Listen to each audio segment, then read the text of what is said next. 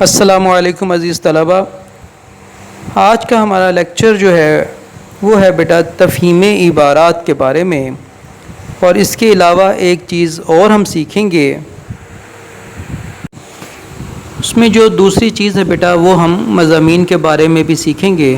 مضامین کے بارے میں پہلے میں آپ کو سکھا چکا ہوں، لیکن اس لیکچر میں بھی ہم کچھ مضامین کے بارے میں سیکھیں گے اور ایک ایگزامپل کے طور پر مضمون بھی دیکھیں گے۔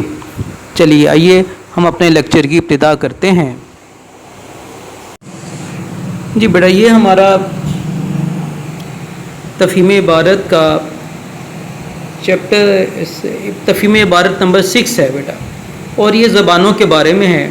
زبانیں، دنیا میں بہت ساری زبانیں بولی جاتی ہیں، اور بنیادی طور پر تمام دنیا کی زبانوں کو دو خاندانوں میں تقسیم کیا جاتا ہے، ایک سامی ہے اور دوسرا آریائی۔ سامی خاندان میں صرف دو زبانیں شامل ہیں، ایک عربی اور دوسری عبرانی، جبکہ آریائی خاندان جو ہے یہ زبانوں کا سب سے بڑا خاندان ہے۔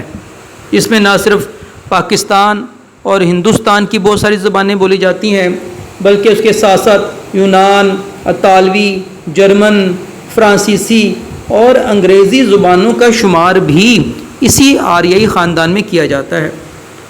آئیے اب دیکھتے ہیں کون سے ممالک ہیں جہاں بولی جانے والی زبانیں اس آریائی خاندان میں شامل کی جاتی ہیں۔ ان میں اگر آپ دیکھیں، لاسٹ میں نے انڈر لائن کر دی ہے بیٹا، ان میں پاکستان ہے، ایران ہے، انگلستان ہے اور یورپ ہے۔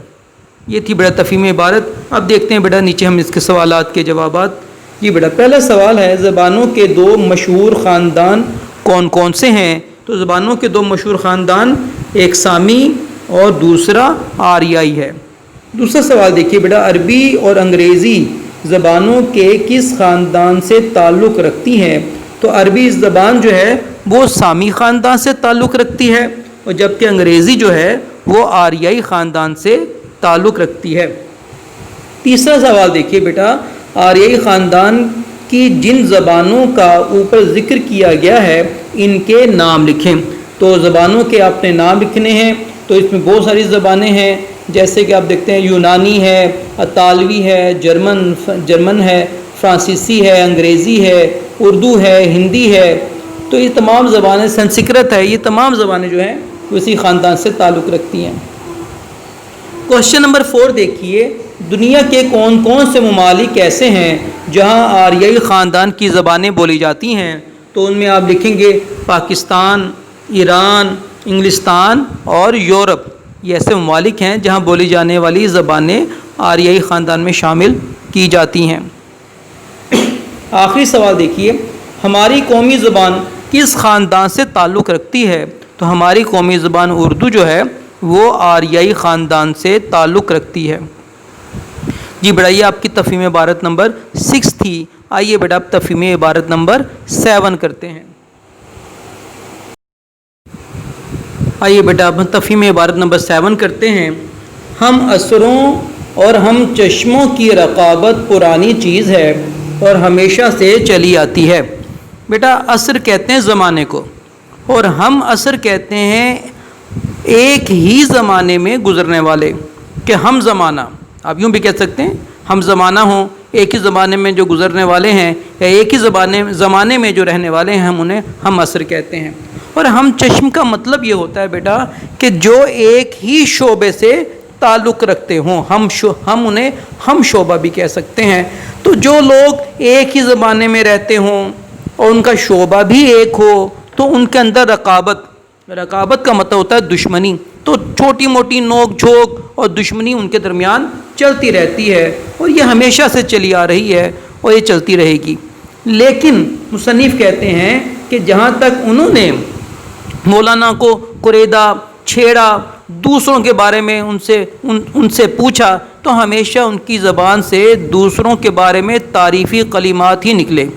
کبھی انہوں نے کسی کے بارے میں کسی قسم کی برائی کی ہی نہیں۔ اور پھر آپ یہ دیکھیے کہ مصنف کہتے ہیں کہ مولانا اس عیب سے بری معلوم ہوتے ہیں۔ کس عیب سے بیٹا؟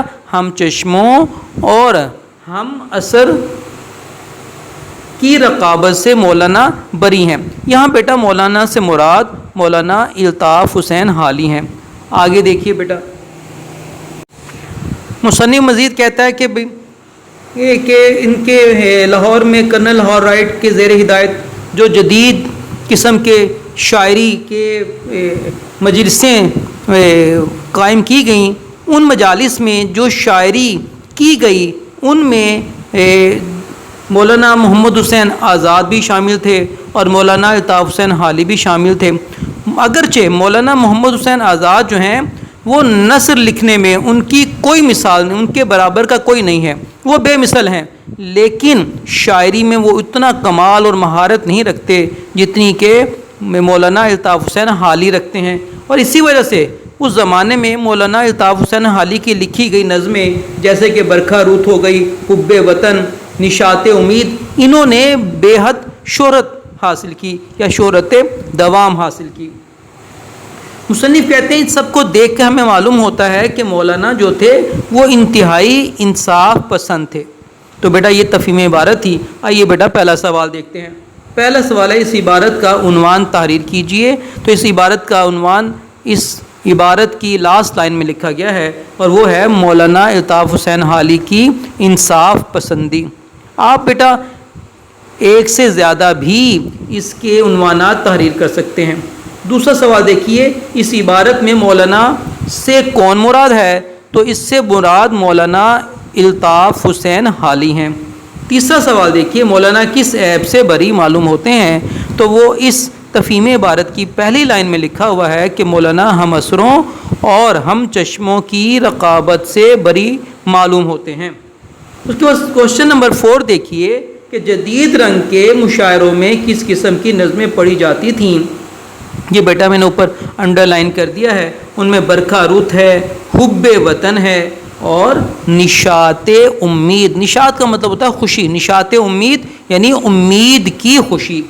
کوشچن نمبر 5 دیکھیے بیٹا، نثار کے معنی بتائیے۔ نثار کہتے ہیں بیٹا نثر لکھنے والے کو، اور نثر کی تاریخ میں پہلے بھی بتا چکا ہوں۔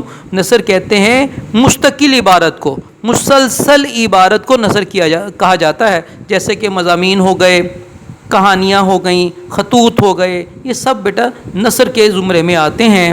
تو نثار کہتے ہیں نثر لکھنے والے کو۔ کوشچن نمبر 6 دیکھیے، مگر شعر کے کوچے میں ان کا قدم نہیں اٹھتا کہ معنی بتائیے۔ شعر کے کوچے میں ان کا قدم نہیں اٹھتا کہ معنی ہے کہ شعر کہنے میں انہیں خاص مہارت حاصل نہیں ہے۔ اس کے بعد بیٹا 7واں سوال دیکھیے، داد دینا کے معنی کیجیے بتائیے۔ تو داد دینا کا مطلب ہوتا ہے تعریف کرنا۔ آخری سوال دیکھیے، تبصرہ کسے کہتے ہیں؟ تو تبصرہ کہتے ہیں بیٹا کسی کی لکھی گئی عبارت کو یا کسی کی تحریر پر اپنی ذاتی رائے دینا، اس کی خوبیاں اور اس کی خامیاں بتانا، ذاتی رائے دینا تبصرہ کہلاتا ہے۔ آئیے بیٹا اب ہم عبارت نمبر 8 کرتے ہیں۔ بیٹا تفہیم عبارت نمبر 8 میں مصنف جو ہے وہ ہمیں لفظ قوم کے معنی اور اس کی اہمیت کے بارے میں بتاتے ہیں۔ اسلام سے پہلے تو لفظ قوم جو ہے، قوم ہم کہتے تھے کسی علاقے کے رہنے والوں کو یا کسی نسل سے تعلق رکھنے والوں کو، ایک خاص نسل سے تعلق رکھنے والوں کو قوم کہا جاتا تھا، لیکن اسلام نے لفظ قوم کے معنی کو بالکل بدل کر رکھ دیا۔ اسلام کہتا ہے کہ اگر کوئی بھی شخص لا الہ الا اللہ محمد رسول اللہ اس کلمے پر یقین رکھتا ہے، اعتبار کرتا ہے، بھروسہ کرتا ہے، اس کا پختہ یقین ہے اس کلمے پر، اس کا ایمان ہے اس کلمے پر، چاہے وہ دنیا کے کسی بھی کونے میں رہنے والا ہے، کسی رنگ سے تعلق رکھنے والا ہے، کسی بھی نسل سے تعلق رکھنے والا ہے، کوئی بھی زبان بولنے والا ہے، چاہے وہ ہندوستان میں ہے یا پاکستان کا ہے، چین میں ہے یا ماں چین میں، ماں چین کا مطلب چین کے علاوہ کہیں کا بھی رہنے والا ہو، لیکن وہ سب کے سب وہ ایک قوم ہے، کیونکہ ان سب کا نظریہ جو ہے، ان سب کی سوچ جو ہے، ان سب کا تفکر جو ہے وہ ایک کلمے پر ہے۔ تو اس طرح سے اسلام نے لفظ قوم کے معنی کو وسعت عطا کی۔ آئیے بیٹا اب سوالات دیکھتے ہیں۔ پہلا سوال دیکھیے بیٹا، اسلام نے لفظ قوم کو کتنی وسعت دی؟ تو ہم لکھیں گے کہ اسلام نے لفظ قوم کو بہت وسعت دی اور کہا کہ قوم جو ہے وہ رشتے نسل یا علاقے سے نہیں بنتی بلکہ قوم نظریے سے بنتی ہے۔ اس کے بعد دیکھیے بیٹا جی سوال نمبر 2 دیکھیے، کیا اسلام میں نسل اور علاقے کا امتیاز جائز ہے؟ تو آپ جواب میں لکھیں گے کہ اسلام میں نسل اور علاقے کا امتیاز جائز نہیں ہے، چاہے وہ کسی بھی نسل سے تعلق رکھتا ہے یا کسی بھی علاقے سے تعلق رکھتا ہے۔ جب اس کا نظریہ لا الہ الا اللہ محمد رسول اللہ پر ہے تو وہ ایک قوم ہے۔ کوشچن نمبر 3 دیکھیے، اسلام میں ترکی کے مسلمان، چین کے مسلمان اور پاکستان کے مسلمان کے درمیان امتیاز قائم ہوگا؟ تو ہم جواب لکھیں گے کہ ان میں امتیاز قائم نہیں ہوگا، اس وجہ سے کہ اسلام کسی سے نہیں پوچھتا کہ وہ ترک ہے یا تاجک ہے، وہ افریقہ کا رہنے والا ہے یا عرب کا، وہ چین کا باشندہ ہے یا ماں چین کا، پاکستان میں پیدا ہوا یا ہندوستان میں، وہ کالا ہے یا گورا ہے، اس وجہ سے اسلام میں یہ امتیاز جائز نہیں ہے۔ کوشچن نمبر 4 دیکھیے، کیا گورے مسلمان کو کالے مسلمان پر کوئی فوقیت حاصل ہے؟ تو اس کا جواب لکھیں گے کہ گورے مسلمان کو کالے مسلمان پر کوئی فوقیت حاصل نہیں، کیونکہ اسلام میں کسی بھی طرح کا رنگ یا نسل کی وجہ سے کوئی امتیاز قائم نہیں کیا جا سکتا۔ اس کے بعد بیٹا سوال نمبر 8 دیکھیے، یہ بیٹا کوشچن نمبر 5 دیکھیے، اس عبارت کا عنوان لکھیے۔ تو اس عبارت کا عنوان ہوگا اسلام اور قومیت، اسلام اور قومیت، یا آپ یوں بھی لکھ سکتے ہیں اسلام میں نظریہ قومیت، یا یوں بھی لکھ سکتے ہیں نظریہ قومیت اور اسلام۔ تو بیٹا آپ ایک سے زیادہ عنوانات بھی تحریر کر سکتے ہیں۔ آئیے بیٹا اس کے بعد دیکھتے ہیں ہم عبارت نمبر 9 دیکھتے ہیں۔ جی بیٹا عبارت نمبر 9 جو ہے وہ ہے سمندر کے نظارے کے بارے میں۔ تو یہاں پہ آپ دیکھ سکتے ہیں کہ مصنف کہتے ہیں کہ سکون کے وقت سمندر کا دیدار آنکھوں کو فرحت بخشتا ہے، اور اگر ہم تختہ جہاز پر کھڑے ہو کر سمندر کی طرف دیکھیں تو ہم دیکھیں گے کہ لہروں کا ایک لاتعداد سلسلہ نظر آتا ہے جو کہ ایک دوسرے کے پیچھے حلقہ بنا کر چلی آتی ہیں، اور ایسا معلوم ہوتا ہے کہ لہریں ایک دوسرے کے پیچھے دوڑ رہی ہیں۔ اور اگر صبح کے وقت جب آفتاب نکلتا ہے، سورج نکلتا ہے، اور اس وقت لہروں کی طرف دیکھا جائے تو ایسا معلوم ہوتا ہے کہ ہر طرف قوس قزح کے رنگ بکھر گئے ہیں، اور ایسا معلوم ہوتا ہے جیسے سنہری روح پہلی فرش بچھا ہوا ہے۔ روح پہلی کہتے ہیں بیٹا چاندی کو۔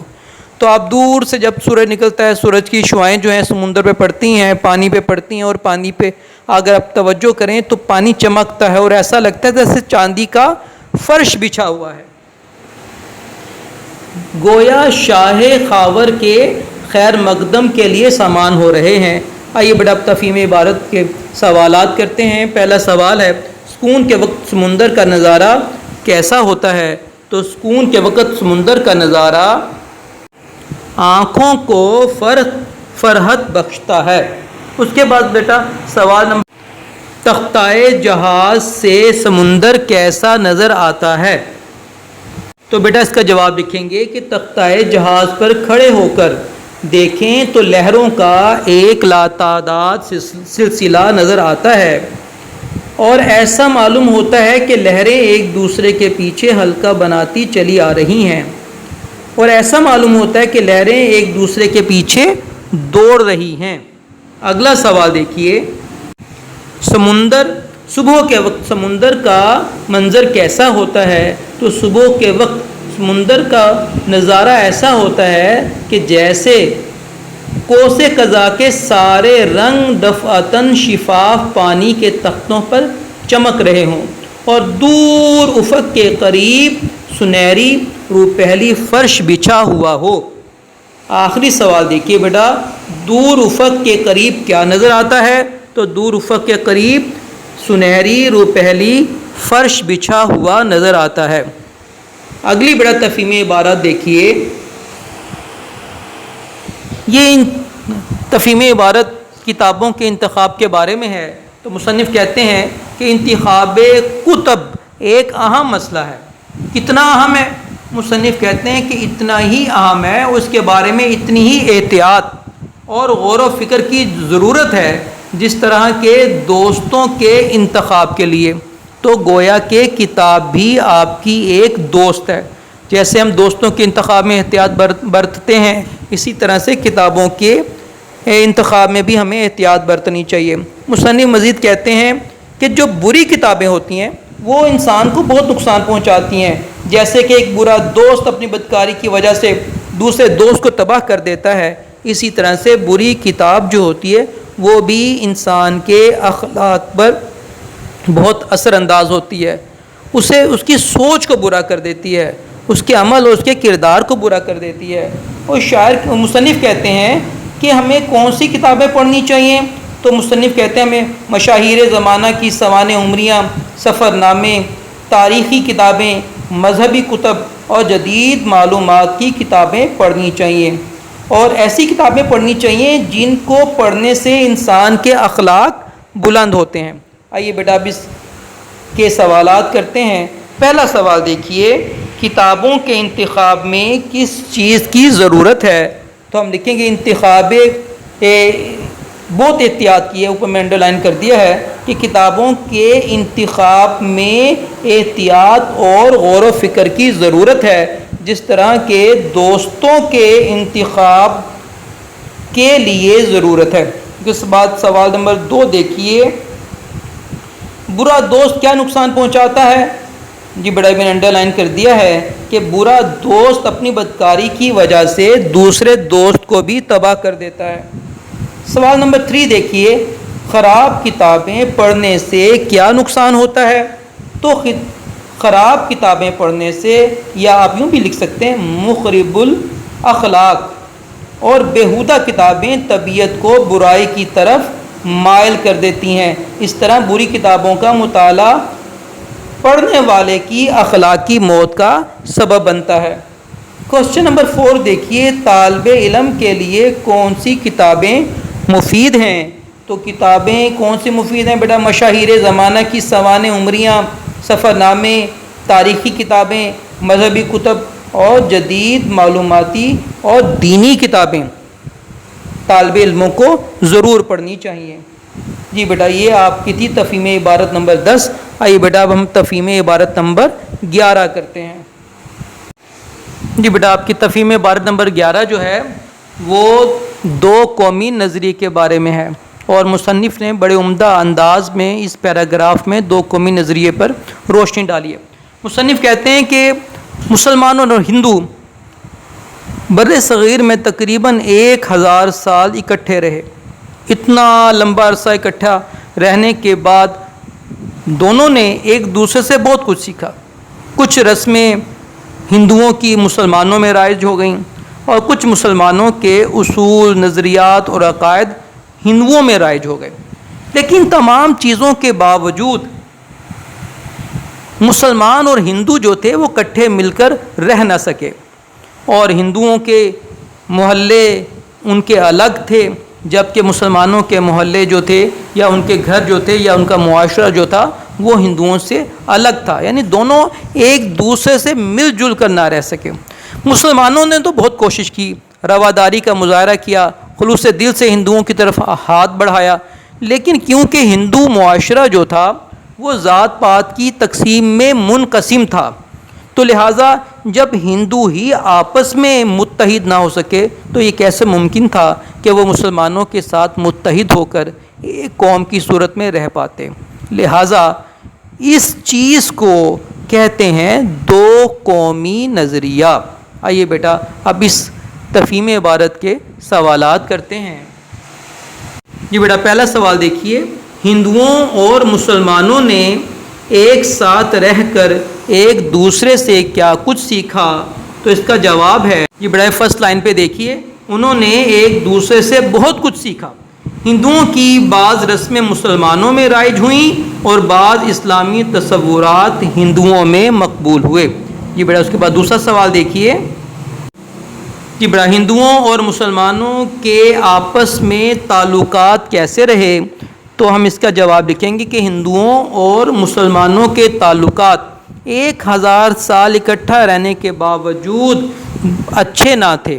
اس کی وجہ، بنیادی وجہ یہ تھی کہ ہندو معاشرہ ذات پات میں تقسیم تھا۔ مسلمانوں نے رواداری دکھائی لیکن وہ کبھی آپس میں بھی متحد نہ ہو سکے اور مسلمانوں کے ساتھ بھی ایک معاشرے کی صورت میں نہ رہ سکے۔ جی بڑے سوال نمبر 3 دیکھیے، ہندو معاشرہ آپس میں متحد کیوں نہ ہو سکا؟ تو اس کا جواب ہوگا کیونکہ ہندو معاشرہ ذات پات کی تقسیم میں منقسم تھا، تو مختلف ذاتیں تھیں، اس وجہ سے وہ آپس میں بھی متحد نہ ہو سکے اور مسلمانوں کے ساتھ بھی اتحاد کے ساتھ نہ رہ سکے۔ اس کے بعد سوال نمبر 4 دیکھیے، مسلمانوں نے ہندوؤں پر کتنے عرصے حکومت کی؟ تو اس کا جواب اس پیراگراف کے شروع پہلی لائن میں ہی ہے کہ تقریباً 1000 سال تک۔ کوشچن نمبر 5 دیکھیے، دو قومی نظریہ کیا ہے؟ تو اس کا جواب لکھیں گے کہ دو قومی نظریہ یہ ہے کہ بر صغیر میں 2 قومیں آباد ہیں، ایک ہندو اور دوسرے مسلمان، اور یہ دونوں قومیں کبھی بھی متحد ہو کر اکٹھے نہیں رہ سکتی، اس وجہ سے کہ دونوں کے نظریات بالکل مختلف ہیں۔ اور اگر ہم بر صغیر میں امن چاہتے ہیں تو اس کے لیے ضروری ہے کہ دونوں قوموں کو الگ الگ ملک ہونا، دونوں قوموں کا الگ الگ ملک ہونا چاہیے، تو اسے کہتے ہیں بیٹا دو قومی نظریہ۔ اس کے بعد دیکھیے بیٹا تفہیم عبارت نمبر 13 دیکھیے، سوری بیٹا 12 دیکھیے بیٹا، یہ تفہیم عبارت نمبر 12 جو ہے یہ آپ کی بڑی اہم ہے، امتحانی نقطہ نگاہ سے بھی بہت عام ہے اور بہت دفعہ بورڈ میں آ چکی ہے، بڑی توجہ سے اس عبارت کو سمجھیے گا۔ دنیا کے ادب میں ڈرامہ ایک نہایت قدیم صنف ہے۔ اردو میں ڈرامے کی ابتدا 1753 میں امانت کی اندر سبا سے ہوتی ہے، سوری بیٹا 1853 کی امانت کی اندر سبا سے ہوتی ہے۔ بیٹا یہ ڈرامے کا نام ہے، امانت ایک بادشاہ تھا اور اندر سبا اس کی عدالت تھی۔ بیٹا ہندی ڈرامہ ہے، آپ نام سے پہچان گئے ہوں گے، اور اس کے مصنف جو تھے بیٹا وہ تھے نواب واجد علی خان۔ تو آپ یہ نام ضرور یاد رکھیے گا کہ اردو میں ڈرامہ سب سے پہلے جو ڈرامہ نگار ہیں وہ ہے نواب واجد علی خان، اور ان کا ڈرامہ جو تھا سب سے پہلا ڈرامہ وہ تھا امانت کے اندر سبا۔ اس کے بعد انہوں نے ایک اور ڈرامہ لکھا اور اس کا نام تھا رہس، اور اسی وجہ سے اگر آپ دیکھیں تو یہاں پہ لکھا بھی ہوا ہے کہ اردو ڈرامے کے پیش رو کی حیثیت سے رہس کا ذکر ضروری ہے۔ تو رہس جو ڈرامہ تھا یہ بھی ان کا بہت مشہور ہوا، اور آپ یہ بھی دیکھیے کہ جدید اردو میں اگر ہم جدید ڈرامے کی طرف آتے ہیں تو وہ انگریزوں کی وساطت سے، ان کے ذریعے سے جدید ڈرامہ اردو میں آیا۔ رہس کے زمانے میں جب یہ ڈرامہ لکھا گیا اس زمانے میں جو ڈرامہ تھا اس پر شاعری اور رقص و سرور اور موسیقی کا غلبہ زیادہ تھا، اور یہ جو چیز ہے یہ 19ویں صدی کے آخر تک رہی، یعنی کہ آپ یوں کہہ سکتے ہیں کہ 1899 تک یہ سلسلہ جاری رہا۔ اور جب 20ویں صدی شروع ہوئی، یعنی کہ 1900 سے آگے جب 20ویں صدی شروع ہوئی تو اس میں جو نئے نام ابھرتے ہیں ڈرامہ نگاروں میں، ان میں ایک آغا حشر ہیں جنہوں نے انگریزی ڈراموں کا اردو میں ترجمہ کیا اور کچھ تبعزات ڈرامے بھی لکھے۔ آگے مصنف نے بتایا تبعزات ڈرامے وہ ہوتے ہیں جو زندگی کی حقیقت کے قریب ترین ہوتے ہیں۔ اور اس کے بعد دیکھتے ہیں 20ویں صدی کے پہلے ربع میں، یعنی کہ پہلے 25 سال میں ڈراموں کے جو مکالمے تھے وہ مقفع مکالمے تھے، یعنی کہ مقفع مکالمے یہ ہوتے ہیں کہ ان کے آخر الفاظ جو ہوتے ہیں بیٹا وہ ہم قافیہ ہوتے ہیں، کیونکہ سارے کے سارے جملے جو ہوتے ہیں وہ ہم قافیہ ہوتے ہیں، ملتے جلتے الفاظ لکھے جاتے ہیں۔ اس میں جو ہے ان میں عبدالحلیم شرر کا نام آتا ہے۔ اس کے بعد دوسرے ربع کے اگر ہم ڈرامے دیکھتے ہیں تو اگر ہم دوسرے ربع کے ڈرامے دیکھتے ہیں تو ہمیں یہ معلوم ہوتا ہے کہ اردو ڈرامہ جو ہے وہ زندگی کے اور قریب آ گیا اور حقیقی زندگی کے قریب ترین چلا گیا۔ اس دور میں جو مشہور ڈرامہ نگار گزرے ہیں ان میں امتیاز علی تاج تھے، اور سب سے بڑی بات ان کا جو سب سے مشہور ڈرامہ تھا وہ تھا انارکلی۔ اور اسی دور میں جو ان کے ہم اثر مصنفین گزرے ہیں اس میں عابد علی عابد ہیں، اور مرزا ادیب ہیں، ان کا ایک ڈرامہ آپ 9th میں پڑھ چکے ہیں۔ آئیے بیٹا، اب یہ تھی تفہیم عبارت، اب دیکھتے ہیں بیٹا اس کے سوالات۔ جی بیٹا پہلا سوال دیکھیے، اس عبارت کا عنوان تجویز کیجئے۔ تو اس عبارت کا عنوان لکھیں گے آپ اردو ڈرامے کا ارتقاء، اردو ڈرامے کا ارتقاء، یا اردو ڈرامے کی ارتقائی منازل، یوں بھی لکھ سکتے ہیں آپ۔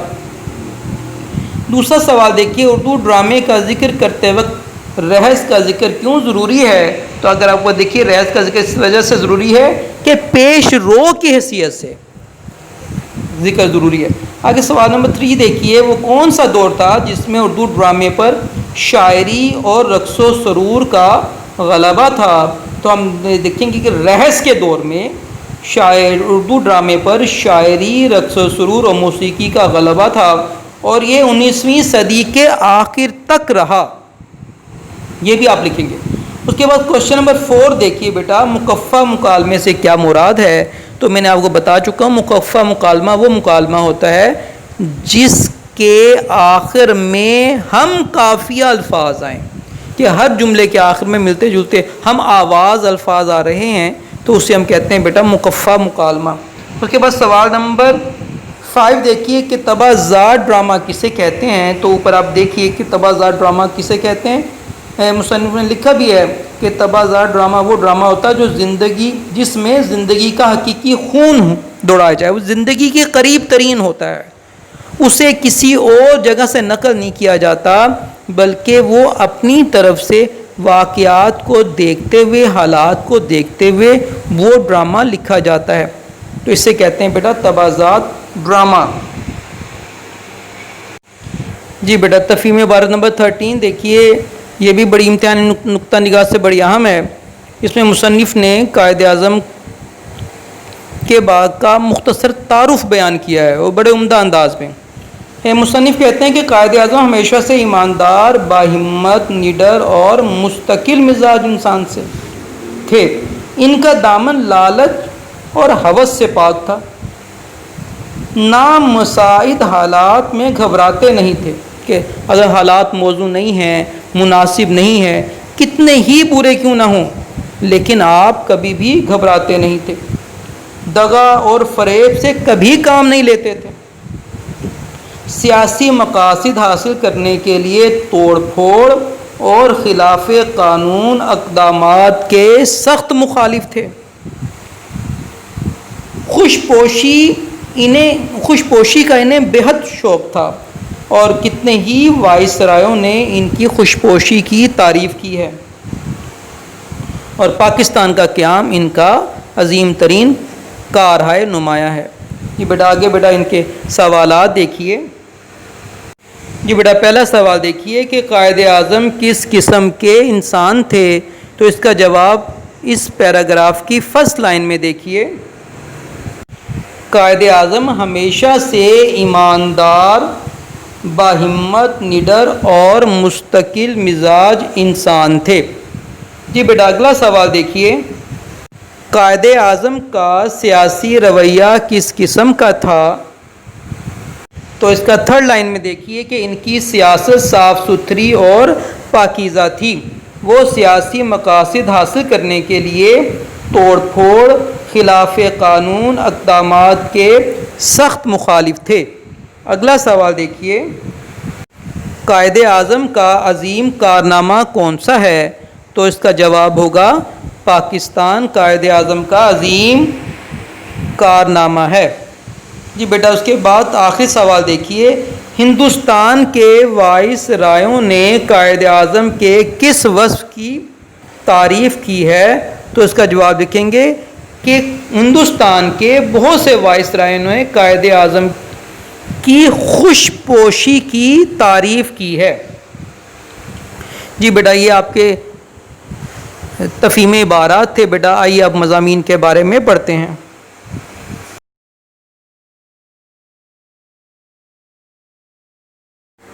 آئیے بیٹا مضامین کے بارے میں سیکھتے ہیں۔ جیسا کہ مضامین کے بارے میں پہلے لیکچر میں بتا چکا ہوں کہ ایک مضمون 3 حصوں پر مشتمل ہوتا ہے، یا ہم یہ بھی کہہ سکتے ہیں کہ ایک مضمون کے 3 اجزاء ہوتے ہیں۔ نمبر 1، پہلے حصے کو کہتے ہیں تمہید، آپ اسے تعارف بھی کہہ سکتے ہیں۔ دوسرا حصہ ہوتا ہے، اسے ہم کہتے ہیں نفس مضمون، اور نفس مضمون میں مصنف جو ہوتا ہے اس عنوان کے حق میں یا مخالفت میں اس کی اچھائیاں، اس کی برائیاں، اس کی خامیاں، اس کی خوبیاں دلائل کے ساتھ پیش کرتا ہے، اور سب سے آخر میں نتیجہ بحث تحریر کیا جاتا ہے۔ تو یہ تھے بیٹا ایک مضمون کے 3 حصے۔ آئیے بیٹا ایگزامپل کے طور پر میں آپ کے سامنے ایک مضمون پیش کرتا ہوں، اس کا عنوان ہے حب وطن۔ یہ مضمون امتحانی نقطہ نگاہ سے بھی بہت اہم ہے، پچھلے چند سال سے مسلسل بورڈ کے پیپرز میں بھی آ رہا ہے، تو آپ اسے اچھی طرح سے یاد کیجئے۔ فی الحال ابھی میں یہ مضمون ایک سیمپل کے طور پر آپ کے سامنے پیش کر رہا ہوں۔ جیسا کہ میں نے پہلے بتایا آپ کو کہ شروع میں عنوان کی تمہید باندھی جاتی ہے، یا آپ یوں بھی کہہ سکتے ہیں عنوان کا تعارف کروایا جاتا ہے۔ جیسے کہ بیٹا یہاں پہ دیکھ لیے، تعارف کے طور پر یہاں 2 پیراگراف بنائے گئے ہیں۔ پہلے پیراگراف میں مصنف نے وطن کا تعارف کروایا ہے۔ مصنف کہتا ہے کہ وطن گہوارہ ہے دھرتی ماتا کا۔ تو یہاں پہ بیٹا وطن کا تعارف کروایا گیا ہے کہ وطن کسے کہتے ہیں، وطن کیسے بنتا ہے، اور جبکہ دوسرے پیراگراف میں حب وطن کے بارے میں بتایا گیا ہے کہ وطن سے محبت سے کیا مراد ہے، یا حب وطن کسے کہتے ہیں۔ تو یہ 2 پیراگراف جو تھے، جیسے کہ آپ دیکھ سکتے ہیں دوسرے پیراگراف میں، وطن ایک گھر ہے جس سے انسان کی محبت ایک فطری امر ہے، اور آخر میں ایک حدیث پاک پہ نقل کی گئی ہے حب وطن کے بارے میں کہ پاکستان کے مسلمان حب الوطنی من الایمانی کی عملی تصویر بن گئے ہیں، یعنی کہ وطن کی محبت ایمان سے ہے۔ تو یہ تھا بیٹا تعارف عنوان کا۔ اس کے بعد جو پیراگراف ہیں وہ ان پیراگراف میں وطن کی محبت کے بارے میں واقعات، احادیث، قرآنی آیات سے دلائل پیش کیے جائیں گے۔ جیسے کہ یہاں پہ آپ دیکھ سکتے ہیں کہ مصنف کہتا ہے کہ وطن سے محبت انسان ہی کو نہیں بلکہ جانوروں کو بھی وطن سے محبت ہوتی ہے۔ اگر آپ نیکسٹ پیج پر دیکھیں تو مصنف وطن سے محبت کے بارے میں ایک واقعہ تحریر کرتا ہے۔ تو آپ نے دیکھا کہ نفس مضمون میں کس طرح سے مصنف نے حب وطن کے حق میں دلائل پیش کیے۔ اور اگر ہم آخر میں دیکھیں تو آخر میں نتیجہ بحث بھی تحریر کیا گیا ہے، وہ اگرچہ مختصر سا ہے کہ مسلمان دنیا کے چاہے کسی خطے میں رہتا بستا ہو، وہ مسلمان قوم کا فرد ہے۔ یہ ایک مختصر سا مضمون تھا، لیکن آپ دیکھیں گے کہ اگر آپ اس مضمون کو لکھنا اور تحریر کرنا سمجھ جائیں گے تو آپ خود بھی، اگر آپ کا مطالعہ کثیر ہے اور آپ کے پاس نالج کافی ہے، تو آپ اپنے نالج کو ترتیب لگا کر اس انداز سے جو میں نے آپ کو بتایا ہے ایک بہترین مضمون تحریر کر سکتے ہیں اور بورڈ میں اچھے نمبر بھی لے سکتے ہیں۔ میں امید کرتا ہوں کہ یہ سب باتیں آپ کو سمجھ میں آ گئی ہوں گی۔ اللہ تعالیٰ آپ کا نگہبان و حافظ ہو۔ السلام علیکم۔